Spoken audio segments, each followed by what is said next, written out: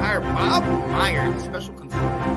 They're taking advantage of the fact that players and celebrities are public figures, and they're.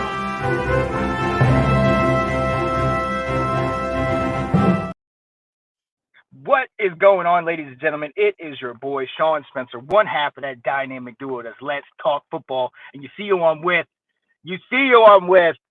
Tina Winter. What up, Tina? Hi, Sean. I feel like Robin. Like I should have a Robin costume on and everything. Maybe I'll wear a mask the next time. Hi, everyone. Hello from Chicago. Yo, ladies and gentlemen, we're here, and if you don't know, this is Let's Talk Football breaking news. And listen, I have to be honest, we are on the other side of the draft, Tina, and Yep. I'm good.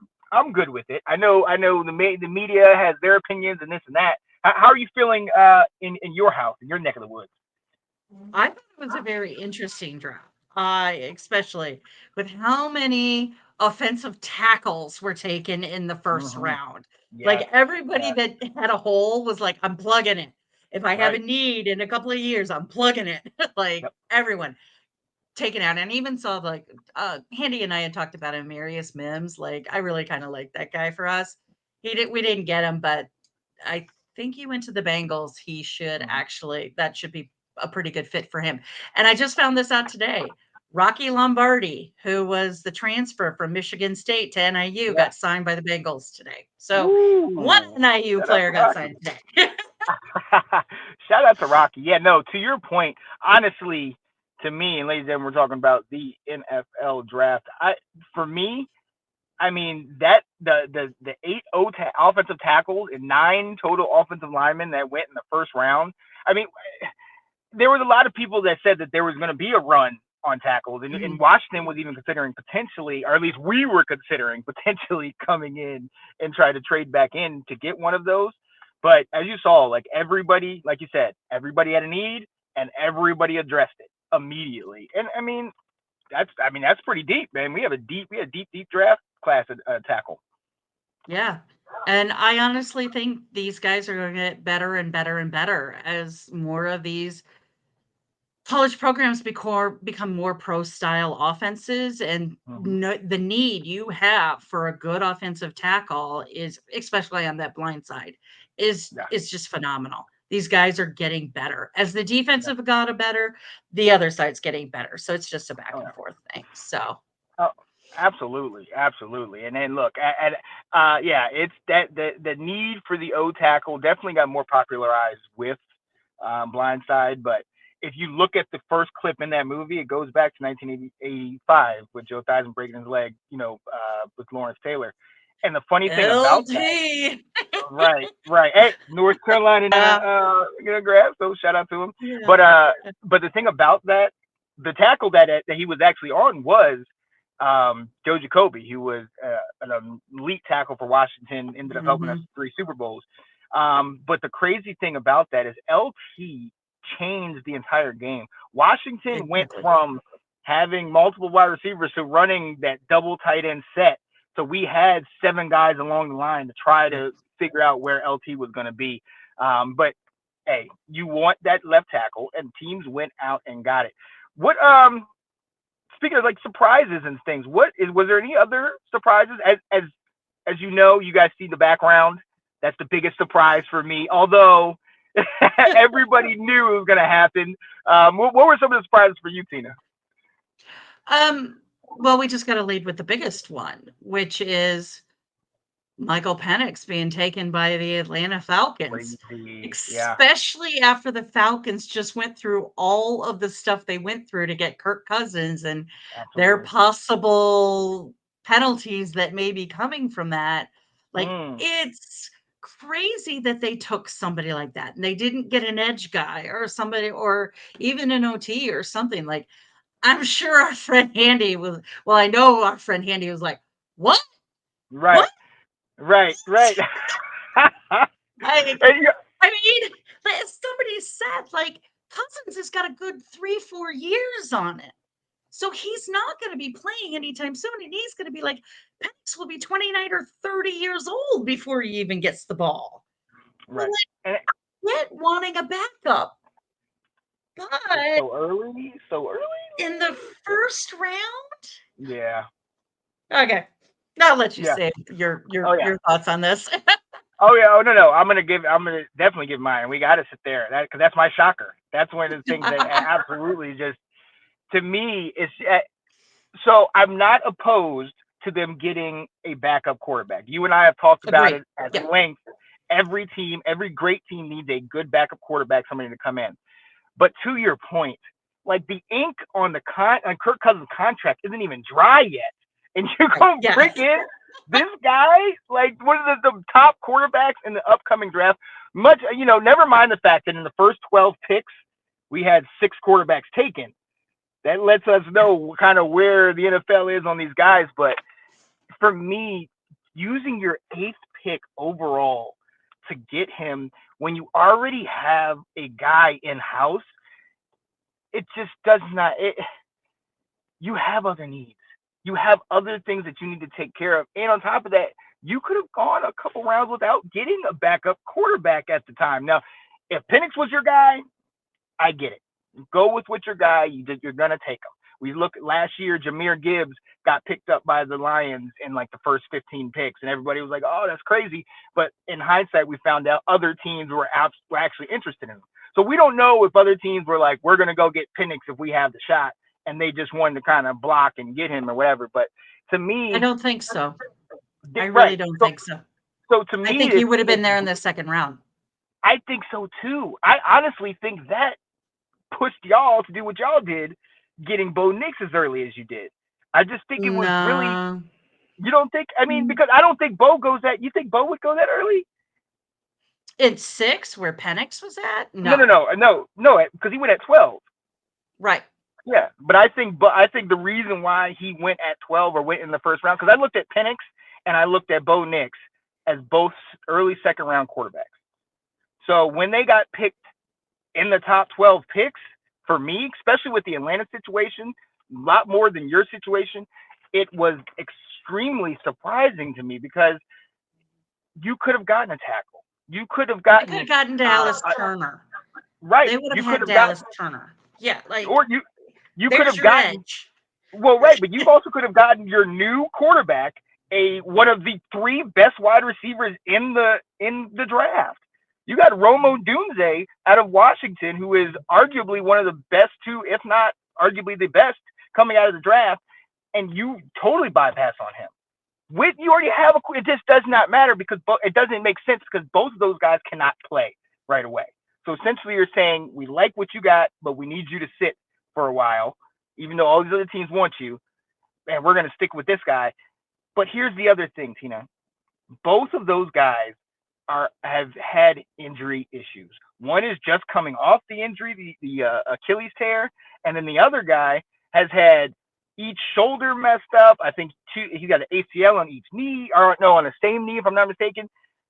The injury issues with these the 2 quarterbacks you have, it's just like you gave these guys all this money, you spent all this capital to get this guy, and now it's just like these guys, you don't even know if they're going to be healthy. It just baffles me. It baffles me that Atlanta did that, man. But what do you think? Because that shocks me completely. I mean, we can talk more about why I think Bo Nix is a little different than Penix when we talk about our teams and everything. But the Penix situation is like they could have gotten Dallas Turner. They could have gotten Bowers. There's any of, like you said, Roman Odunze, all these other guys. They could have picked up another OT. Instead, they decided to go for a guy, like I said, that he's not going to play for 3 or 4 years unless they know something we don't know about Kirk Cousins and they think he'll be gone in a year or 2. That's the other part. Or if Cousins gets suspended for a few games because of the situation with the talking during the tampering, I forget what during the illegal tampering time. Right. So who knows? Who knows why they decided to do what they do? That's just something popped in my head. Like maybe they know something we don't know. We don't know. Yeah. Or they were. Oh, I don't even think Handy could explain why they did this. No.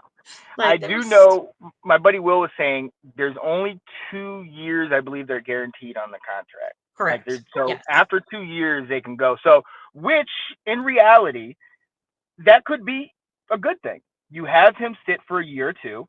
You have him learn under a Mhm. quality NFL quarterback. You know what I mean? He learns the ropes. Yeah. He gets all this stuff going. My issue does come about where you talk about they didn't tell Kirk that this was. They said we're looking for a QB in the future for the draft, but they didn't tell him you're getting this pick this early. So the second time in his career, he found out that he's either being replaced or somebody is nipping his heels without. He found out after the fact because it's happened in Washington with Alex Smith. We signed Alex Smith, Yeah. didn't even tell Kirk, and then we just let him go. Well, So first of all, I will say I think there's a big difference between Alex Smith and Penix. well, First of yeah. all, let me say that. But two, I mean, how old is Kirk Cousins now? What, like Yeah. 34, 35? I think 30. I think maybe 33, 34. Maybe I got to check that. He's going to Yeah, be getting at the age that he probably might want to retire. He's very already true. got his millions. Now he could decide he doesn't. And then the Falcons have just made this a very difficult situation because he may not want to negotiate with them to stay because now he knows Penix is behind him and he's got a couple Yeah. of years. So hopefully, in my mind, I'm hoping Kirk does the right thing, which is train him. Like Right. bring him under your wing, teach him how to do this stuff, et cetera, et cetera. And he doesn't play the Brady or Aaron card of I'm not training my replacement. You deal with it. Oh yeah. And With I hate that. Tannehill from the Titans a couple years when Malik Willis was there, where he Yeah. said it's not my job to get to train this guy to take my job. You know what Yeah, I mean? you know what? They're right. It's not Yep. their job to do that. However, you can score points with those guys. Now, the difference between a Peyton Manning saying, "Hey, come to my academy during the offseason and I'll teach you how to quarterback," and Tannehill training someone is very Very different. different. Or a Very different. Brady or an Aaron Right. Rodgers. Very But true. I get the Very point. true. So yeah. But Yeah. so what was so that was my shock. Tina, what was your shock? I wasn't really shocked when this happened. I was more shocked about how everybody seemed to think that Jim Harbaugh was going to draft Yep. JJ McCarthy in the Yep. fifth Yeah. because he was his Michigan guy and he's going to get all these Michigan guys and all this stuff and blah, blah, blah, blah, blah. Jim does not need a quarterback. He Nope. had Herbert. Right. So, but I did not think that he at number 5, he would go for Joe Alt and get one of the best offensive tackles there was in the glass. Like Oh yeah. that is an Oh yeah. upgrade, a Absolutely. very good upgrade as far as the Chargers were concerned. And as much as I was going, well, damn, all right, Joe did well. I was like, damn, they got a good upgrade. And mine was just more kind of like on my side, like my rivals in the division, like a lot of like, except for the Joe Alt one, I was like Brock Bowers with the Raiders, great pick. They picked the best guy on the board at the time, so that's a good pick. But they're already having problems integrating Michael Myers into the system. And let's be honest, with him and Brock Bowers and the people you have as your quarterback is Gardner Minshew and the other guy that I can never remember his name. Aiden O'Connell out of Purdue. Yep. Yep. These are not going to be, they got to get a quarterback to really work with these guys. So Right. it's a good upgrade, but they've done this before where they upgrade their offense, they don't upgrade their quarterback, and it just, I mean, look what they've been doing with Aaron's friend, that my main Adams. Like, Oh yeah. like it's not good. I don't know why that pick. He's definitely It's missing just Aaron. He's definitely missing Aaron. Yeah. I don't. And you see these guys 2 times a year. You know, are 6 times a year between the 3 different teams. For me personally, I like Aiden O'Connell. I think Aiden O'Connell is a serviceable back, and we've seen Gardner Minshew get it done. But when you look at the other 3, well, you look at Herbert, Mahomes, and then I would even take Bo Nix and Zach Wilson over Aiden, and I like Aiden. So yeah, to me it baffles me. You had a pretty stud tight end that he's gonna have to work on it before Michael Mayer from Notre Dame last year. Then you get another one, so now you got that 2 tight end set. You got Devonta Adams, but you lost Jacobs, so I don't know what you're doing on the running game. I mean, you did start to pick up your defense a little bit by getting the guy from Miami, but still. Yeah. There's And a again, lot of pieces. There's so many yeah, pieces, and I'm not sure how they fit in the puzzle. So that's right. just I going to be. And wonder. I think they should have gotten. They probably should have gotten either an OT, or they should have done an edge guy or somebody to work with Max Crosby to make Right. that defense even better than it was. Yeah. So, and the other one for me was Kansas City not even picking a cornerback until like I think it was the 6th round. They picked up a 5th or 6th round when they picked up a cornerback. I think Yeah. the Kansas City draft actually looked pretty good to me. So I thought it was across the board. They got another one. They picked up wide receiver, one of the best wide receivers in the class. So we got another speedy boy over there. You That's do. what He's the got speed for Bills days. He gave absolutely them. has speed for days. I wonder with him, the last guy that we had that came into the draft that had this type of speed was John Brown, and he went to the Bengals, and nothing really happened from that. Yeah. So if you don't know how But to he's use got that, Mahomes as your quarterback. that's true too. That's true too. But yeah, we'll see. I think it could be interesting. For me, no, 100%. Getting that worthy pickup. Xavier Legette of South Carolina being the last pick in the first round was huge for me because I was surprised, but not really. I watched Will Kramer and I went to the North Carolina versus South Carolina game, the first game of last season in college, and we watched these guys play. And every 5 minutes, I'm sitting here yelling, "Damn, this number 17, man, he's mossing us. He's killing us. He's dominating." And Will's like, "Yeah, but he's not, it's few and far between, it's not as consistent, yada yada." He played his butt off, in an offense that struggled. Spencer Rattler, who's gotten a lot better, but they're in the SEC, so things didn't go all the time the way they would have liked. But to see Xavier Legette jump into the first round, well deserved. Big body receiver, can jump up and get the ball. Playmaker. I love that pick. And then the other side to that, you're talking about corners. Cooper DeJean and Kool-Aid McKinstry both went to the second round. That to me was like, what?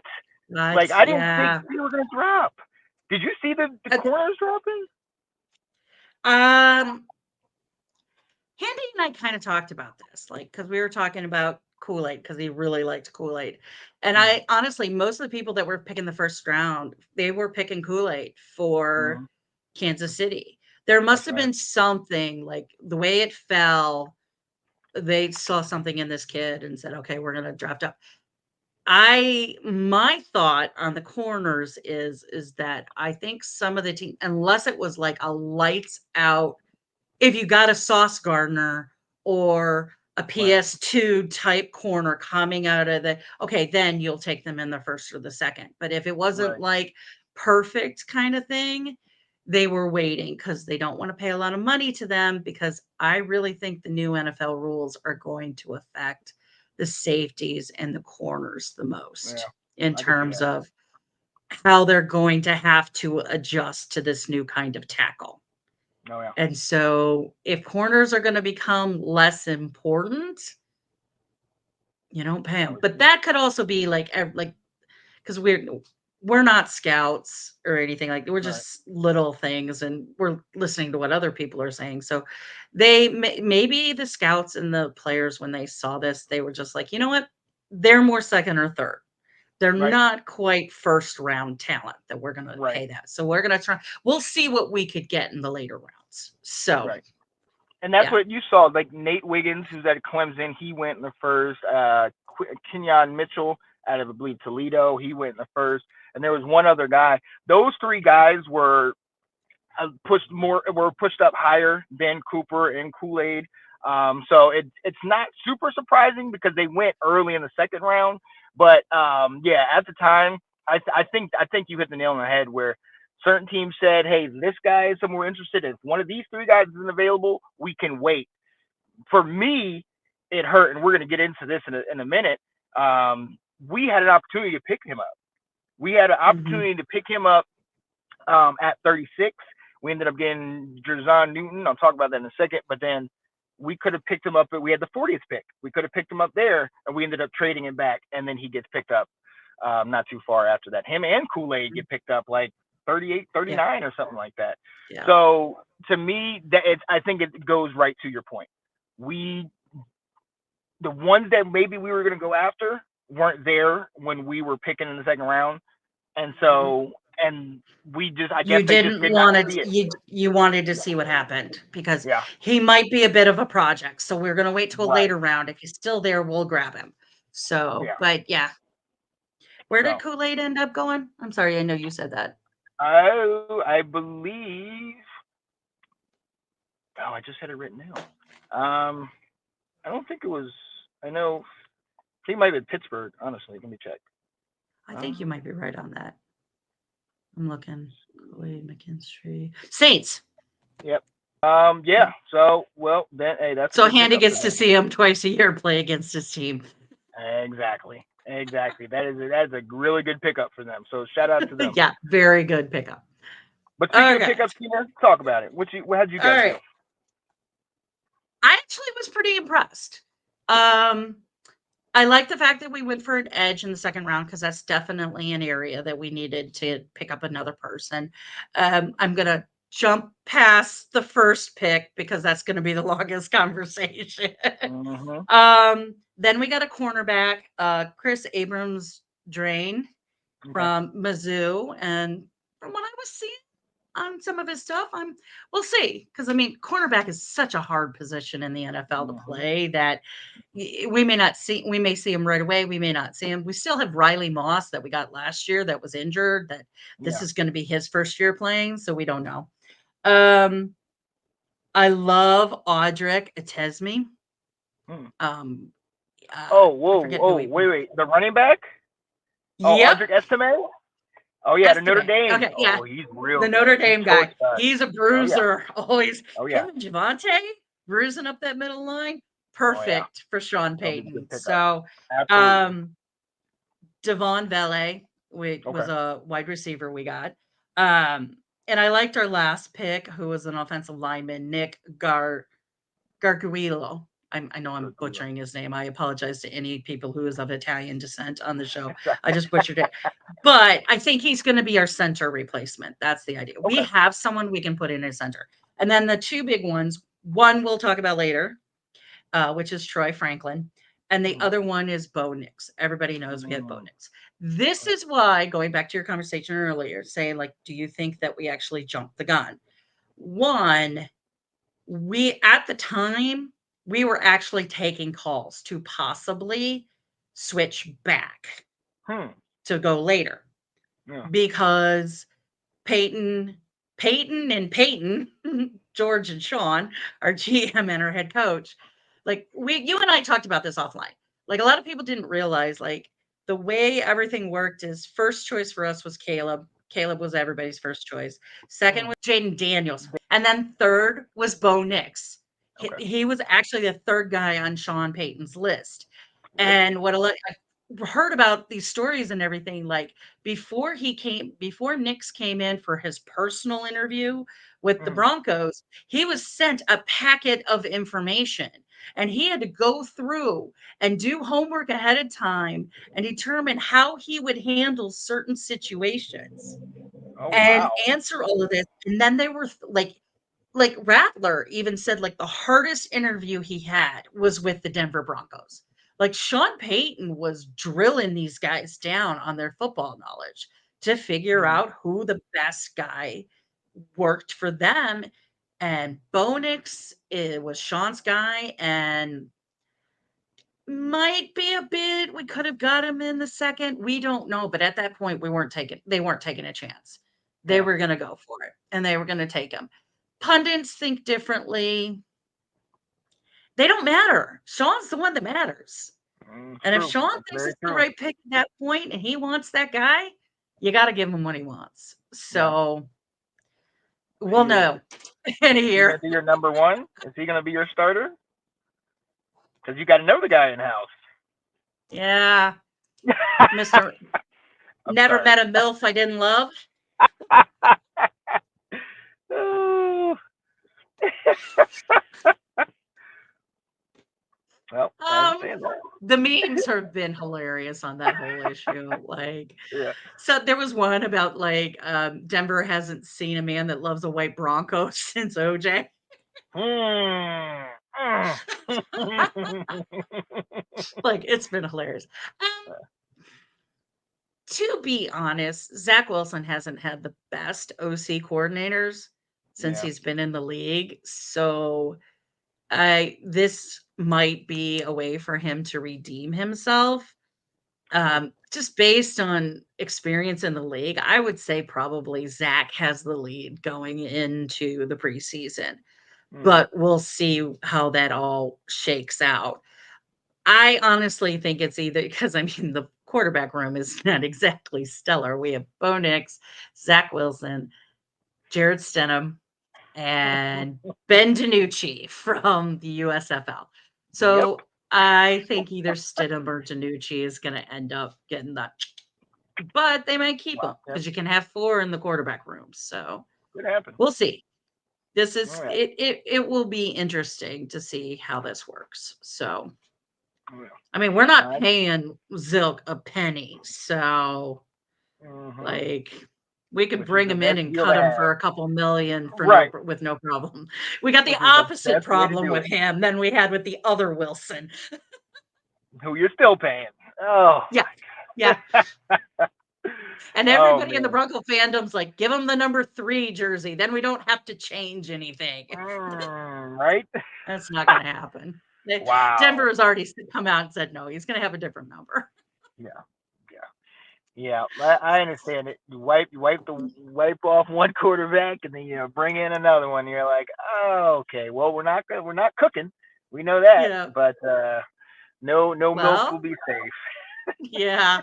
Oh, good Lord. The Yep. jokes just write themselves at that Oh point. yeah. So, how do you feel about your picks? Honestly, I mean, like you guys see, that's who I wanted with the first pick. But fortunately, they don't listen to me. They got Jaden Daniels. He seems super excited to be here. He's really looking to, get things started with us. And that's from a lot of the information that we heard after the fact is that Adam Peters was all about him. They really tried to do their due diligence on some of the other quarterbacks, but from a pretty early stage in the researching of these guys, this was their guy. So I'm good with that. I'm putting all my you talked about it last time we were on, trusting the process. So I'm trusting him. I'm trusting that this is what he wanted to do. We went right in there and picked him up. So definitely, hey, I'm ready. Now we got quarterback. I'm just hoping he's not RG3 2.0, but Mhm. it remained to be seen. After that, number 2 pick was kind of surprising to me. Jazon Newton out of Illinois, defensive tackle. We have Deron Payne. We have what's his name? Deron Payne, Jonathan Allen, Fidelius Mathis that we drafted 2-3 years ago. We have that position pretty set, and in fact, that's one of the only few positions that I didn't think we really needed to get. But with all the moves they made in free agency, this was a luxury pick. He was the best guy on the board, and this actually started a run on D tackles where I believe within like that 5 picks there was like 4 D tackles taken between like 35 and like 41 or something like that. So, hey, we'll see how this goes. Again, it's a trust the process thing because this was not the move I would have made. I would have been one of the ones looking for an offensive tackle because that's definitely what we need. I don't know that I can trust Cornelius Lucas in that position. Or I would have looked at a corner. Like I was saying, I liked Cooper, I liked Kool-Aid, and that we got Joe Witt Jr. and as our defensive coordinator, and Dan Quinn, who we saw what they did with Bland and Trayvon Diggs. I mean, yes, bring in a corner, let them teach them up, and let us have the top tier corners. But Cooper went to Philly, so we get to see him twice a year. Thank you.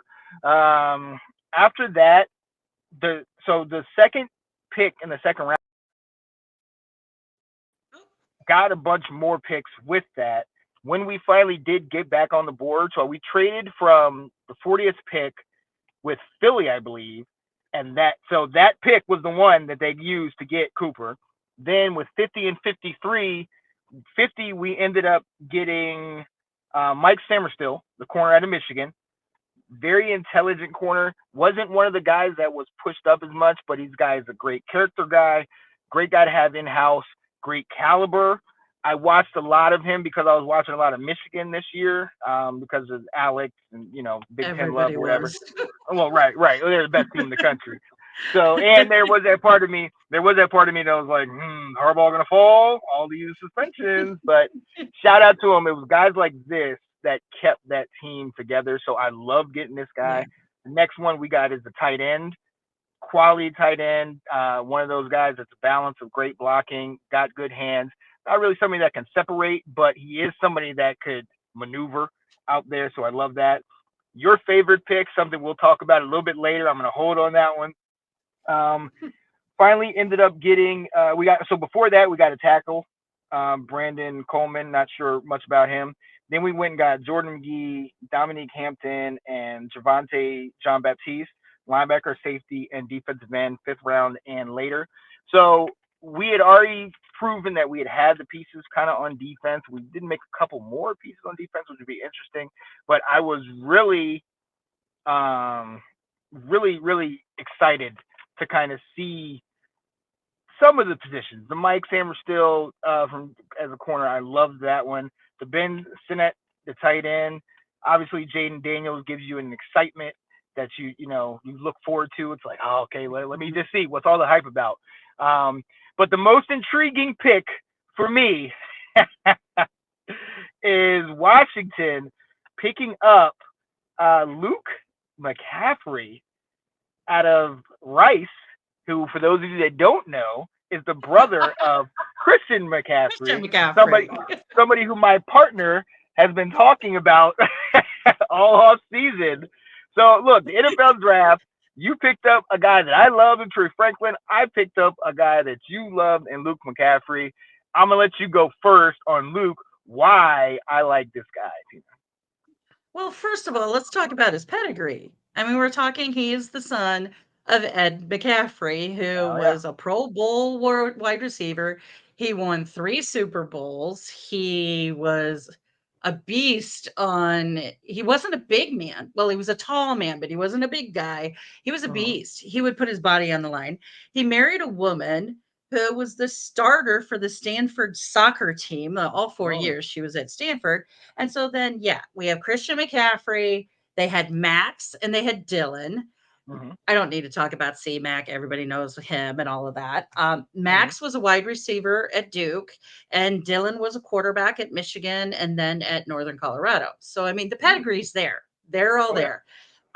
Okay, here's your stats for you, and these are why you should be happy.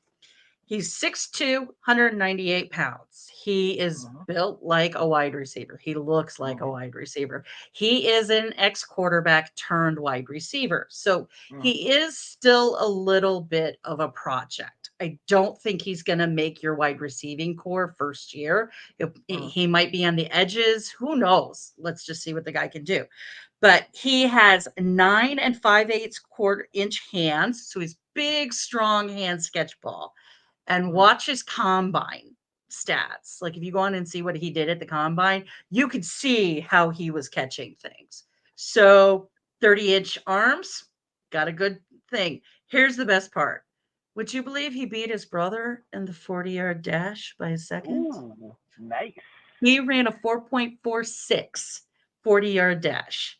So he's fast. Now, he did redshirt at Nebraska for 2 years. Then he came to Rice. Now, here's the nice stats for the last year. And again, I think you're gonna like this guy. I think he'll be the kind of work ethic you want. Um, he was first team All American athletic. He had 71 receptions this year, 992 receiving yards, and he averaged 14 yards per catch. He was sixth in FSB with 13 receiving TDs. Now, his scoring, they ranked him as the 14th wide receiver in the draft, 13th on his athleticism. So when you guys picked him up, I think you got a steal, is what I think you got. I agree. Like, he might be a bit of a project. I'm not, again, because he's an ex-quarterback turned wide receiver. He's not been playing wide receiver since he was like 14, 15 years old. But True. from what I could see at the combine and the stuff I was watching, he was high on people's list. So, but I think other teams were like, he might be more of a project than we need. We need to slot someone in right now. And he may not slot in, but whoever your guy that talked to your head coach and was like, we need to take him. We need to get him. Can we get him? I'll give that guy points because I think he's going to be good. But I mean, Christian, he came out and people thought because he was shorter than the normal running back. I don't know how you think 5'11" is short, but they're like, oh, well, we don't know. Like, let's see. And then he just blew out the water at Panthers. So the talent's there. So that's why I like this guy. I believe it. Oh yeah, I believe it. Outside of, obviously McCaffrey name, you know what I mean? You're seeing that and seeing the talent, seeing that not only that he was able to make it, but make it from Rice. Rice isn't. They're not known for being perennial power, and a lot of people. That's why they were saying he's an underdog. They were saying like a lot of you looked at the pundits and they're like, is there anyone sleeping on? A lot of times his name was brought up because people didn't know who he was. They didn't because Rice is not a powerhouse team. So, but 14 yards per catch. Now that stat will go down. Well, that exactly. See, that's the other side because with Rice not being a powerhouse team, they're also not in a powerhouse conference. So those stats might be a little inflated, but still, I am excited. I see everything that you're saying, and I'm just. I mean, you've been talking about him for a while since you for and a I couple of months at least. Yeah. Right. Like I've been so I like, dude, I've been like, oh yeah, so and so, and I'm like, oh yeah, they got another McCaffrey coming up the line. Exactly. So yeah, I definitely already knew that one. Now, as far as with your guy, Troy Franklin, love this guy. First and foremost, one of the things I absolutely love when you draft a quarterback is also draft his wide receiver. And this is exactly what you did. You got Bo Nix, and now you got his wide receiver. For me, love his size. I've seen 6'2", I've seen 6'3", under 200, but the speed makes up for it by far. This guy last year had over 80 receptions, over almost 1,400 yards, 14 receiving touchdowns. I mean, and he followed that up. That was last year before he had 13 receptions, 61 receptions and 9 TDs and almost like just under like 100 or so odd yards, under 1,000. So he's productive, but what's more is that he got productive once Bo Nix got there. And when Bo Nix got there, he blew up. So the chemistry between the two of those guys is absolutely on par. And I liked Troy Franklin before. That's somebody that just like you wanted Luke McCaffrey, I wanted Troy Franklin over here because I thought he could be our slot. He could sit there and potentially be a number 2 for us and rising. So he's got the caliber. We've seen when he plays in that kind of high-paced offense, it works. And with Sean Payton, I trust Sean Payton. And so when I say when Sean gets his quarterback, then Sean already knows each of the next steps he wants to take. And so I think this pick was directly a result of getting the Bo Nix pick. And I wouldn't doubt if Sean said, okay, you press me, we got you in house, who do you want? Do you want us to look at any of your guys? And these two, him and Troy Franklin, were very close. And I wouldn't be surprised if he said, get Troy. get it because he's that type of receiver. And I think if you want to make your quarterback, especially your young quarterback, comfortable, you get this guy in house. And I'm glad that you guys did that because with you losing Jerry Jeudy, and although Jerry Jeudy things didn't work the way that maybe we would have wanted them to work, but with you still missing a piece now, Sutton. Right now he's still on the team, and hopefully he's going to stay there. This is a huge piece for you guys. Not to mention having the two-headed monster in the backfield, because that's also going to take a lot of pressure off of the defenses, off the passing game. As long as your quarterback can get it together, you guys are going to be dangerous, in my opinion. That's why I like this guy. Yeah, Sean's already referring to him as the Z receiver, so he's already planning on putting him in the slot and just letting him go. And then I think having him there too would hopefully will also help with the progress on Mims, keeping Mims moving forward too. I need to think about that. Yep. Yeah. So yeah, when you were like, "Oh my god, I wanted him," and that's why I was like, and then I said to you, "Really? You took my guy." And that's the funny thing how that happened. That we literally, both of us, got the opposite guy we wanted. Right? Oh man, I loved it. But now, hey, look, now we got to root for each other's teams because I'll definitely be following Troy and Bo, to be honest with you. Yeah. I'll definitely be following Luke along. So yeah.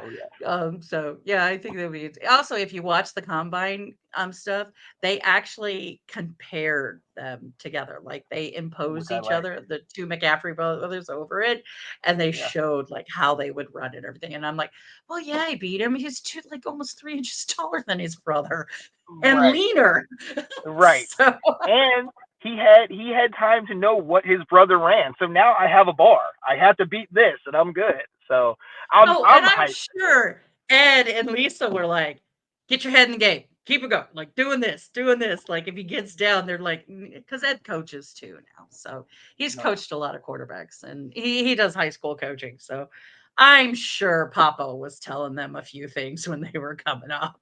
So. Oh, absolutely. And I would not doubt that Papa talked to Washington because let's remember the GM from San Francisco a year ago, Adam Peters, is now in Washington.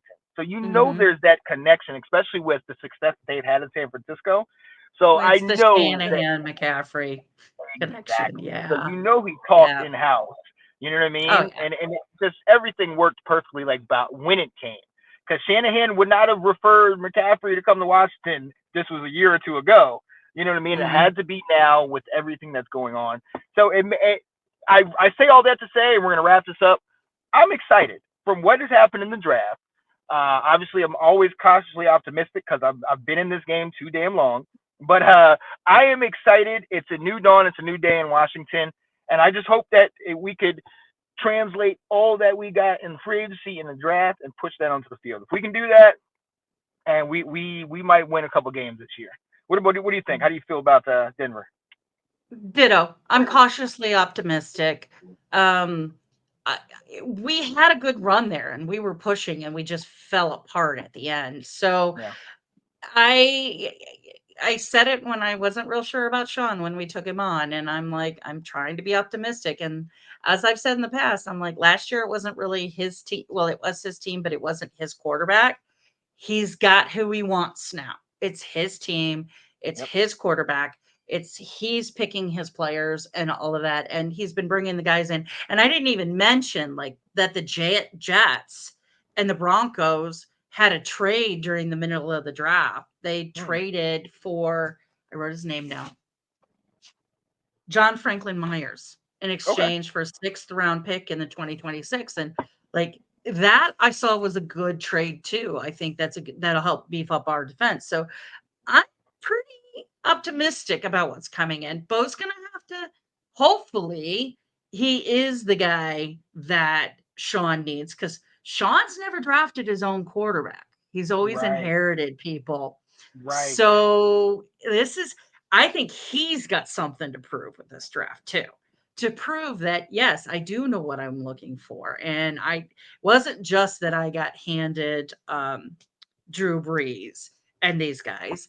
This is what you need in my system. So we'll see. I mean, a couple of more games than last year, and I'll be a happy camper. I'm not going to lie. So There it is.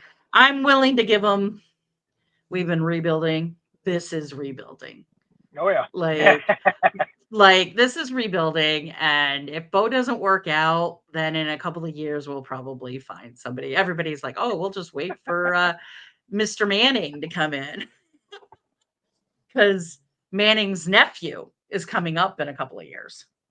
Okay, Tina, I'm gonna sit here and talk to you about it now. All of these people out here saying all this stuff, Arch this, Arch that. Arch has not played. He has not played a single college snap, and it's not looking like he's gonna play a college snap this year because he's behind a guy that's a senior. So yeah, I know. Look, I know. I'll everybody jumps on the name. I'll give him his credit because of the name. He's got to have something just from being in that household. But for me, call me doubting Thomas because he's got to. He has to. Yeah. Because if he hasn't even shown me anything in college, I know people that are sitting here saying already 2026. Oh yeah, we're already looking to draft him. What? The guy hasn't done anything for you. What? Just because of the name? You know what I mean? Because if you look at the name, you got McCaffrey in here, but here there's another guy that nobody even looked at. Brendan Rice, Jerry Rice's son, was in this draft. I mean, if you look at, there's a number of sons that were in this draft that didn't even get any attention or anything. So just because the family is good, I'm gonna pump my brakes on everything else. But with that being said, if he is everything he is advertised, I will gladly cook up my food, cook up my words, and I will eat them. Because he very well could, if Eli can get it done, he very well could be the next coming. So, well, that's the thing is Eli and Peyton have even come out and said he's better than I was. But I agree with you. He might have been better in high school than they were, but he's got to prove it in college. He's got to put the pedal to the metal and show that he is worth all this hype and everything else. So if he does, he does. If he doesn't, he doesn't. It's just this. Peyton's now got a house in Denver. And so you say the Peyton name or the Manning name in Denver and people lose their shit. It's just, they're like, oh, we're going to get him. Absolutely. But again, that goes back to what we were talking about, on the last show. And they're hyping these quarterbacks so much so that you got kids now that are in 8th grade that these coaches are saying, I want you to sign to my school before they even played a snap in college. To me, we're really messing with these guys' heads and now you got money involved, because they're really jacking these guys up. And then you come to the draft, and that's why you see, like, I don't know if you saw, like, Nate Wiggins, Kenyon Martin, some of these corners, when they came to the stage, they looked pissed. They looked pissed off because so many people had amped these guys up that you would think these guys thought they were going number 1 overall. You know what I mean? Right. So the media and the whole way it's played is a big thing. But then look, that is a topic for another day. I will definitely... That could be a show in and of itself. Right. Oh, wait a minute. We did a show about that. Right. Oh, me, oh my. So look, there it is, ladies and gentlemen. The NFL draft has ended. We are now on taking the first steps to the 2024 NFL season. For agency, there's still some things potentially can go on there. Obviously, there's a number of questions that need to be answered with the draft and who's going where. It's exciting. We're here for it, and we will be back to give you more of this information on what is happening with your team as well as ours. So, for my co-host, Tina Winter. There it is. Tina Winter. My co-host, Sean Spencer, right? Thank you so much for joining us on Let's Talk Football Breaking News. We'll see y'all next time. Stay tuned for all the great stuff we have in Let's Talk Football. Peace. Bye-bye.